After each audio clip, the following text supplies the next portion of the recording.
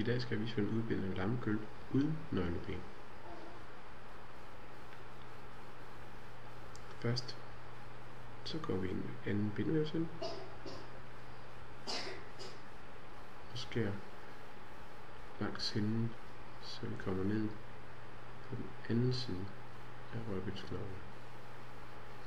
Fortsætter vi ned, indtil vi ligesom finder et naturligt hulrum med lidt fedt og bindevæv, og skærer hen til sølvscenen, som sidder på musklen ned mod skanten.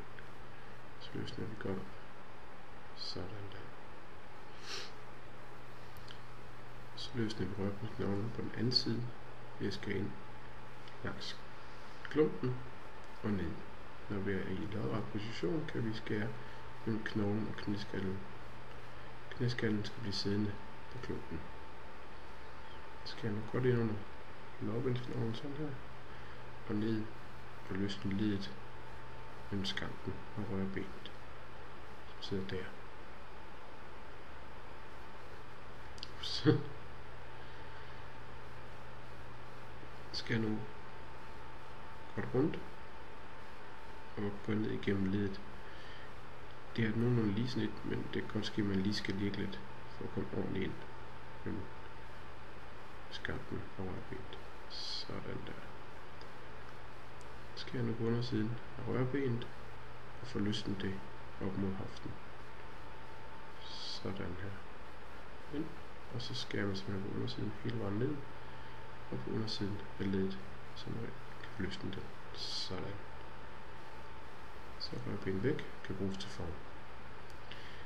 Knæskallen, den skærer vi af ganske simpelt med et lille rundt snit. Sådan her. Så, væk var det. Nu skal vi fjerne den store kirtel, som sidder i stjernefedtet. Det er ikke en, man ønsker at få i sin steg. Løsne den store klump fedt, der sidder der. Jeg skal ned på undersiden af det. Stille og roligt, bare fjern fedtet. Inde i fedtet sidder kirtlen. Hvis du skal have kirtlen over, så sørg for at fjerne resten. Der er ikke nogen, der ønsker at få kirtel i deres mad. Slet ikke sådan en stor en her. Sådan. Prøv at se kirtlen, hvor stor den er. Så. Nu ruller vi lammekønnen ved ligesom at køre inderlort mellem ind i hullet, hvor ledet var.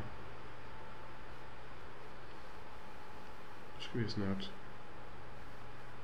lammekønnen 2 gange rundt om sig selv. Snurren og stram til, så er den låst.